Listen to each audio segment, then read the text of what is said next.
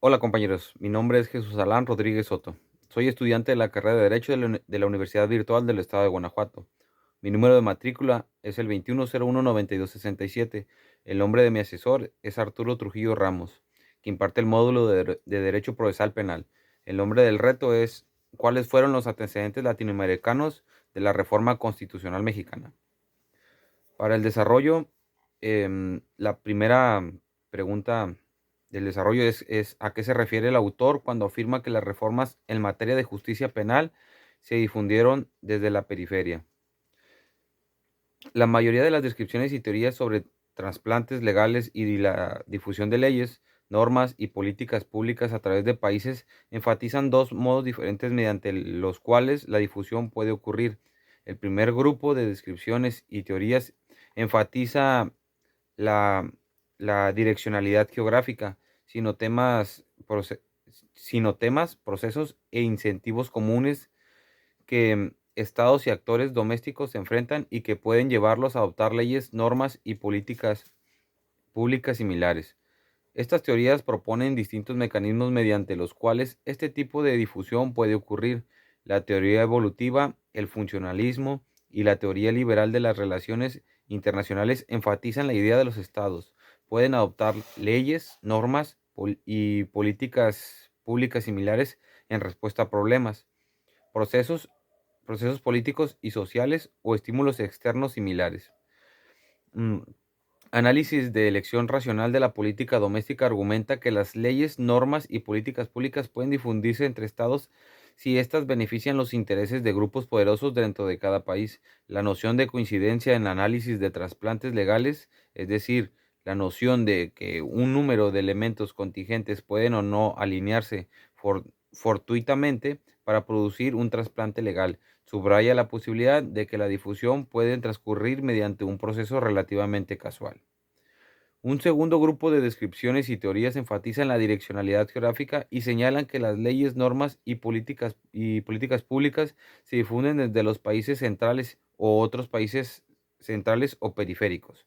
Una vez más, distintas teorías enfatizan diferentes causas y mecanismos mediante los cuales estos procesos de difusión pueden ocurrir eh, pueden ocurrir. Análisis neorrealistas de las relaciones internacionales y análisis de elección racional en el derecho internacional señalan que los estados centrales pueden imponer leyes, normas y políticas públicas sobre otros estados mediante la fuerza, las amenazas u otros incentivos para avanzar sus propios intereses materiales.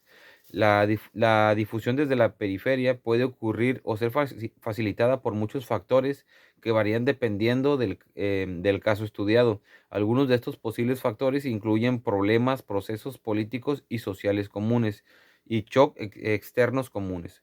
Otros factores que también pueden contribuir incluyen imposición, presión e incentivos externos, emulación, los beneficios que las reformas pueden traer a élites internacionales, transnacionales y domésticas, campañas de redes transnacionales, etcétera. Dado que muchos de estos factores también juegan un rol en los otros dos medios de difusión, las contribuciones de las teorías y descripciones citadas al comienzo de esta sección prevén herramientas teóricas para el estudio de la difusión desde la periferia. ¿Qué distingue a los códigos inquisitivos y a los códigos acusatorios en Latinoamérica? El código inquisitivo, en primer lugar, el proceso penal fue dividido en dos fases principales. La fase de investigación preliminar, usualmente llamada sumario o instrucción, y la fase de juzgamiento y determinación de la pena, usualmente llamada plenario o juicio. Ambas fases eran escritas. De hecho, la columna vertebral de este proceso era el expediente que la policía y em, el juez de instrucción compilaban. Este expediente documentaba toda la actividad procesal desde el comienzo del proceso, incluyendo la prueba, declaraciones testimoniales, pericias, registros, secuestros, etcétera, que el juez evaluaba en la fase de juzgamiento. En segundo lugar, bajo estos códigos inquisitivos, un juez estaba a cargo de la investigación preliminar. De este modo, el juez tenía al mismo tiempo un rol de investigación y juzgamiento durante esa etapa. La investigación preliminar era de naturaleza muy inquisitiva. Era secreta para el imputado y su abogado, al menos hasta cierto momento predeterminado, y los derechos del imputado eran muy limitados durante esta fase. Por ejemplo, el imputado no tenía derecho a estar presente durante la recolección de elementos de prueba o a conocer la imputación en su contra antes de ser interrogado por el juez de instrucción. Además, con limitadas excepciones, la prisión preventiva del imputado era obligatoria.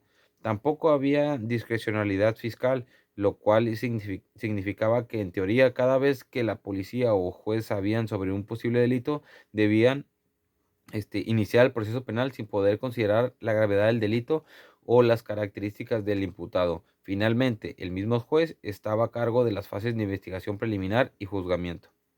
El código acusatorio. El nuevo código contenía muchos elementos acusatorios tales como un juicio oral y público, el dar más derechos al imputado durante la investigación preliminar y el poner al fiscal a cargo de la investigación preliminar respecto de delitos menores. Nunca incluía jueces legos, mantenía el principio de legalidad procesal y conservaba al juez de instrucción para delitos graves. Además, la investigación preliminar era escrita y secreta hasta la declaración del imputado hasta el juez. ¿Cómo influyeron los actores internacionales en la formación y expansión de la red de activistas y reformadores en América Latina? El Instituto Iberoamericano de Derechos Procesal fue creado en 1957 con el fin de reunir procesalistas de América Latina, España y Portugal. El primer presidente del instituto, Niceto Alcalá Zamora y Castillo, procesalista penal español que estuvo exiliado en Argentina y México durante el régimen de Franco 120. Em, Sugirió que la creación de un código procesal penal modelo para los países iberoamericanos debía ser uno de los principales proyectos del instituto. El instituto sostenía que redactar códigos modelo contribuiría a la integración económica y política de América Latina, que era necesaria en una era en la cual el mundo se estaba moviendo hacia la regionalización. Alcalá Zamora quería que el Código de Córdoba de 1939 fuera el principal fuente del Código Procesal Penal modelo, porque era el mejor de América y uno de los mejores del mundo.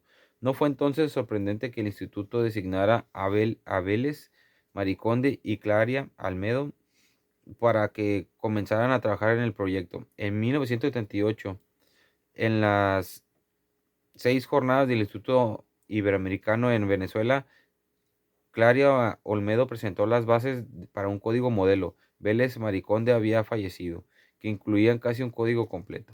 En las mismas jornadas, el instituto designó una comisión de juristas para continuar el trabajo sobre el proyecto y a Mayer como miembro de ella. Mayer tomó las bases de Claria Olmedo como una de las fuentes para su trabajo en el código modelo, pero otras fuentes, tales como el Código de Córdoba de 1939 y la STPO, fueron más influyentes sobre su trabajo. Mayer presentó los primeros 100 artículos para un código modelo en las siguientes jornadas en Guatemala, pero luego dejó de trabajar en el proyecto durante varios años. Luego de finalizar el proyecto del 86, Mayer continuó su trabajo sobre el código modelo con la profesora brasileña Ada Pellegrini. Eh, en 1988, en las 11 jornadas del Instituto de Brasil, Mayer presentó el Código Procesal Penal Modelo para Iberoamérica, que el instituto aprobó como tal. Como cierre, considero que la relación que tiene el texto de Langer y la reforma constitucional en materia de seguridad pública y justicia penal en México es que en el texto nos va mencionando cómo ha sido la evolución del derecho, cómo de estar de un modo inquisitivo fue evolucionando hasta llegar al sistema acusatorio. Con las reformas en México considero que es algo similar, ya que con cada reforma que se realiza se trata de cuidar mejor los derechos de las personas, en otras palabras, se va evolucionando. Este ha sido mi trabajo. Muchas gracias.